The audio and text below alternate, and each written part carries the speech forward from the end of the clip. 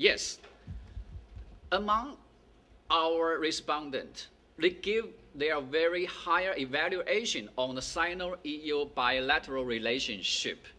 Of course, a little bit less than the US. I'm sorry, I didn't design, in my design, include Italian. Don't worry. Much lower, lower. Yeah, okay. So, yes, I did resurveys, unfortunately, just after the torture relay in Europe. So I'm just thinking about the result of the torture relay, whether or not will take a great effect of the Chinese young people opinion on the EU and the Sino relationships. But I'm very happy get to this result. Is among the high comprehensive degree groups, they think it's fine. The relationship between our two sides is fine. Yes, it's not so bad. Okay, if we plus the good and the neutral, we have so many Chinese young peoples. They have a very positive views on the relationship of our both sides. Yes, these figures just show you about the among the high comprehension degree groups. They think. My question is, do you think the EU need the China more or the China need EU more? But the high comprehensive degree groups, they think EU and China depends on each other, but a little bit more of them choose the China depends on the EU more, because we have a lot of the industry. They strongly relied on the export. Of course, the EU is our biggest trade partner right now.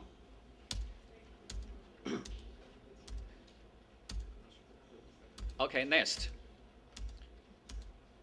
Are the Chinese young people happy when they face up to the expansion of the EU? The result is here tell us that the 44.4% the Chinese young people, they hold very positive to the EU expansion. Especially they think or they expect that expansion of the EU will play a very important role in the international society, especially can promote the international pluralization and the democratization. Yeah, the chart below, we can find among the high comprehensive degree group, they hold a little bit cautious attitude to the EU expansions. Among them, there are 52.7% the people they think the EU expansion is to China is a threat more than opportunity. But it doesn't matter because the number is very, very small. It won't play a significant role in my survey right now. Okay, so we have, as you may know, the EU include the 27 member countries there. But for the Chinese young people, the attention of the EU was not equally distributed to the Chinese young people.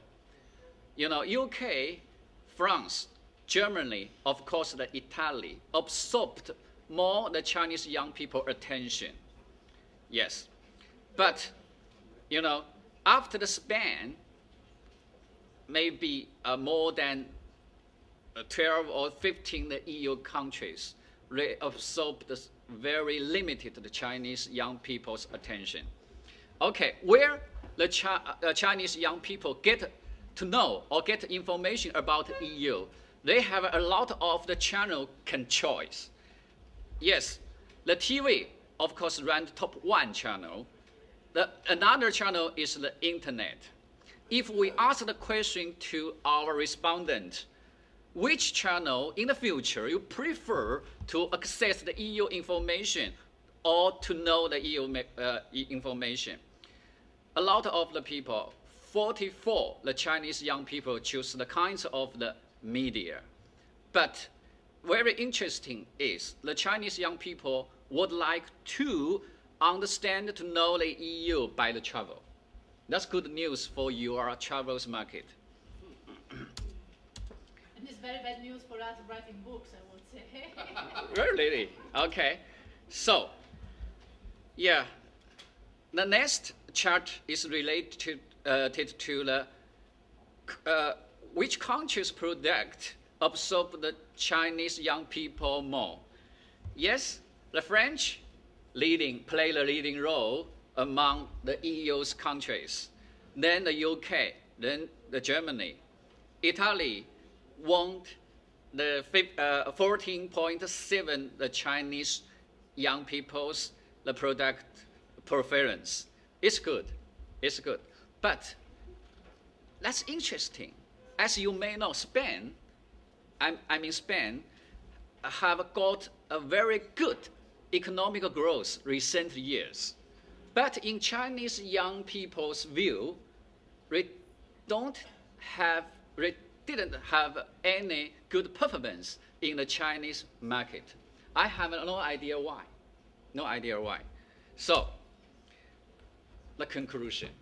Here, there are two conclusions. Actually, I will give you four. One is the Chinese urban youth have a comparatively sound comprehensions on the basic information and knowledge about the EU, the first one.